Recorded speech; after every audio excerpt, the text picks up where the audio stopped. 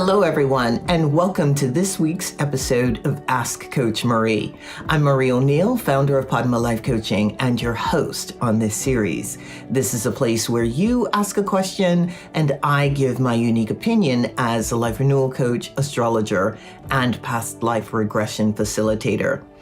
Each week on Friday, a new video is released with me answering 2 questions from the viewers. In addition to those 2 questions, I talk about various other life renewal topics. Please know that I'm not a therapist and I will never tell you what you must do. Let's go ahead and get started with the questions for this week. Our first question comes from Allison, who is in Forks, Washington. Allison writes, I just finished college and would like to know how I can develop a realistic and achievable career plan. Do you have any ideas on the best way to go about this? Thank you for that question. And this is a question that I think everyone has when they first graduate college, or even before they graduate college. There's some things that you can do. First of all, you need to know what your skills are. What are you good at? Make sure, of course, that you have your resume all put together, but you want to identify the specific skills that you have. You also want to research different industries. Do you have a particular industry that you would like to work in? Do your homework on the industry. Find out what the requirements are for being in that industry. Do you need additional training? Are you able to go in as an intern? What is the hiring process? Also, in addition to the hiring process, look at the prospectus of the company if you can, so that you can look at their financials and see if they're a company that's going to be around for a long time. Hopefully they are. But after you've done your research and all that, you also want to look at what your financial needs are. Are you going to be buying a house? Are you going to rent? What are your expenses? How much money do you actually need to make?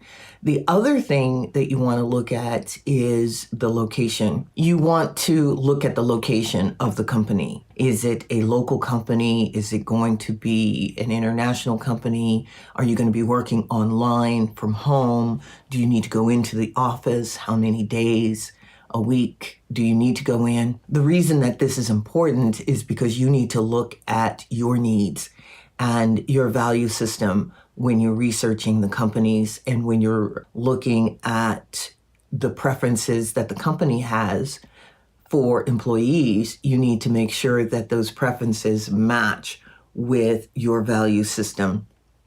If you need to stay local, then you know that there will be companies that you won't be able to work for because maybe they don't have anyone locally. The other thing that you want to look at is what type of growth potential is available to you with the company. Is it going to be a company where you're hired for a specific job and you want to or plan to, or maybe the company wants you to stay in that position for a long time? Is that okay with you? Look at the time requirements for the company. Are they expecting you to work a 40-hour week, 60-hour week, 80-hour week? This is very important because you need to know how much time you're willing to commit to the job that you're going to be doing. There is work-life balance to take into consideration. Or is that something that is important to you? Is actually a question that you need to ask yourself. And if it is it something that the company also values? Because that's going to be a determinant of whether you want to work for a particular company or not. Another consideration that you need to look at if you are a new graduate is when you're starting off in a company, you may not make the amount of money that you feel that you're worth. And that is okay, but you need to know what your minimum requirements are for living. You want to focus on learning. because yes, you graduated college, but then you have to learn the corporate culture. You have to learn how things are done in the corporate world. And that takes time. So look at that also. All right, I hope that helps you. Please let me know how it goes out here with the job search and what type of job you found. Comment below or send me an email. All right, now we are going to talk about minerals. And the reason I'm talking about minerals today as a topic is because a lot of people aren't aware that you can use rocks and minerals and geodes for specific purposes. They are, of course, energy, and they are alive, even though, you look at and maybe they don't seem as though they're alive, but they are.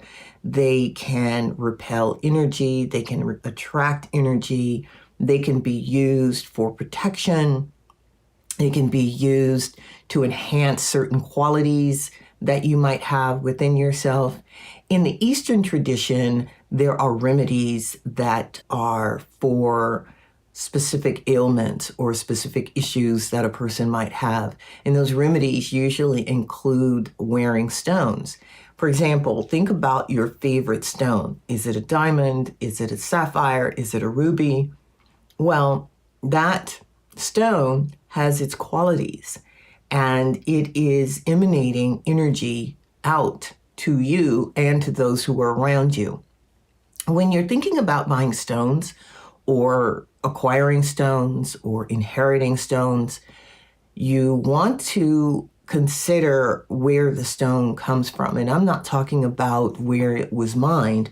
I'm talking about who owned the stone before you received it, because the energy of that person is in that stone. If somebody cut the stone, handled it, their energy is embedded in the stone. And with these stones, you can clear the energy out. You can clean them, and there's various ways to do that. One is using sea salt water with sea salt in purified water, but you have to be careful with some stones because they can disintegrate in sea salt. Another way to clean a stone, or what I call even charging it up, is putting it out in the sunlight for the day or several days for that matter.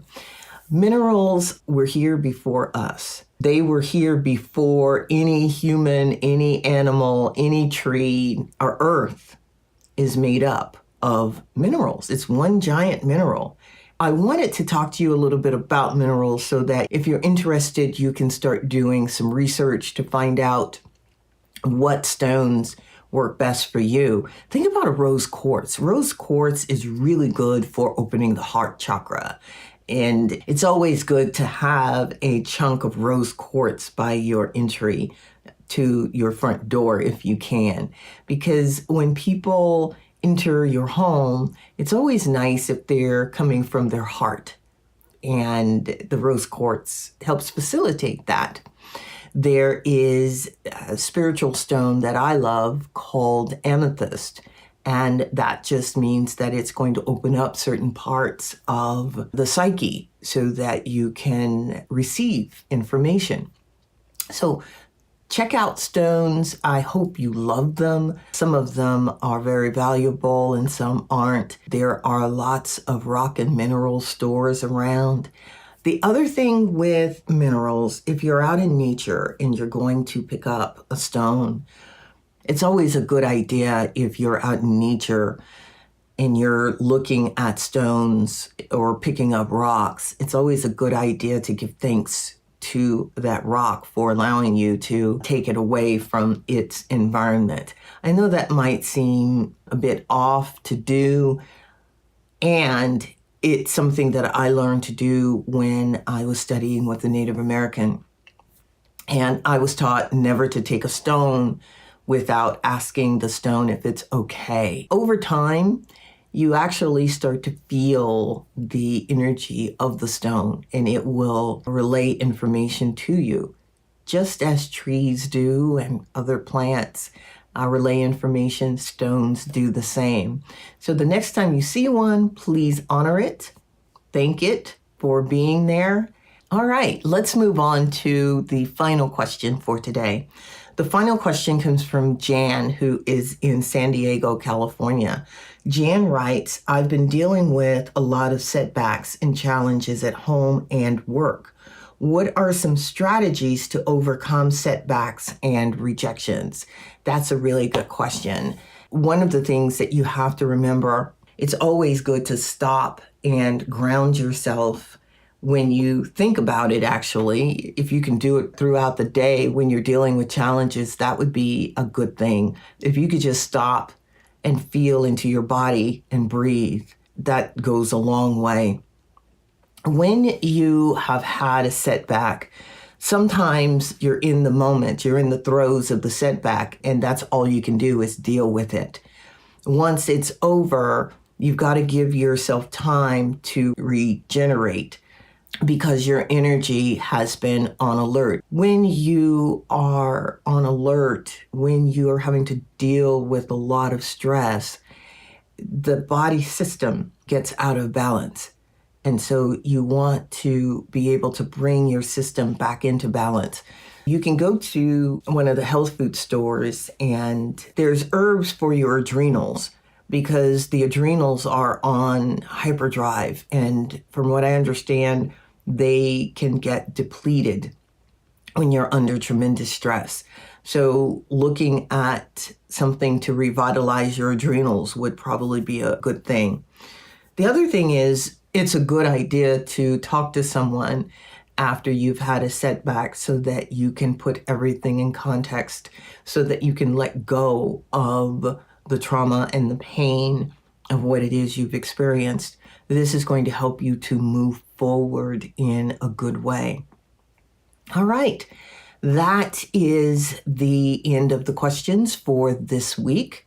I thank you all for being here and listening to the questions and the topic.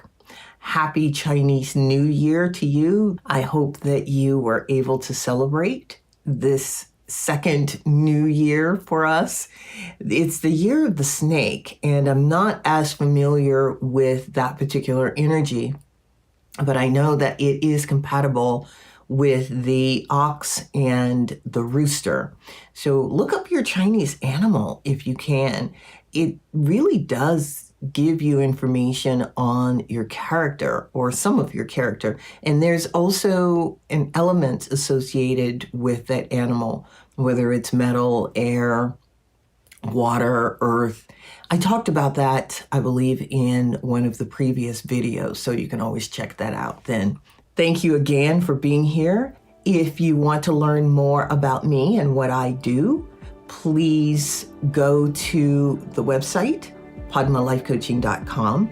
There's information on all of the services that I offer, from astrology, past life regression, life coaching. You can get a detailed description of what each of those modalities does for you. You can also send me an email through the website, or you can even sign up for a session. If you would like to learn about me, check out my book, And the Lotus Opened, a memoir. The book can be found on any of the online bookstores. That would be Amazon, Barnes & Noble, 8 Books, Walmart, Target, any place basically where you would buy books online, you can find the memoir. Thank you very much once again, and I will see you back here next week. Bye-bye.